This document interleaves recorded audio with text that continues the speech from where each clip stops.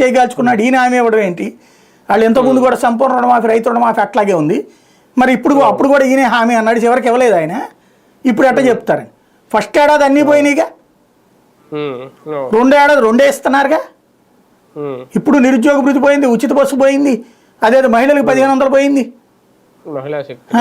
ఇవన్నీ ఏమైపోయినాయి? అవన్నీ చివరిలో ఇస్తానికా?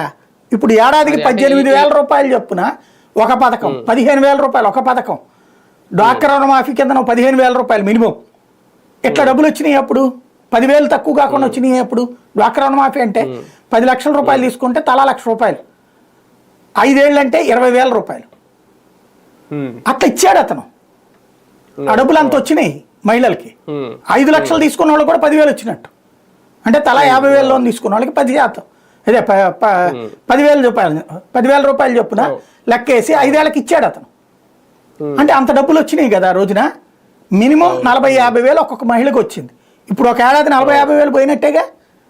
2వ ఏడాదిలో కూడా అమ్మ ఒడి ఒకటి ఇస్తున్నావు. అప్పుడు తల్లి ఏది ఇదే తల్లికి వందనం ఇస్తున్నావు. అప్పుడు అమ్మ ఒడి కాకుండా చెప్పినాయి ఆ పథకాలు. ఇప్పుడు ఆ డబ్బులు పరిస్థితి ఏంటి వాళ్ళందరిది? కాపు నేస్తాం, ఈబీసీ నేస్తాం, బీసీ నేస్తాం, ఇవన్నీ ఏమైపోయినాయి? అదేది వాళ్ళ పేరేంటి, ఆటోలు దోలే వాళ్ళకి 10,000 రూపాయలు, అవన్నీ ఏమైపోయినాయి? వాహన మిత్రాలు ఇవన్నీ అంతకంటే 20,000 ఇస్తామన్నారు కదా.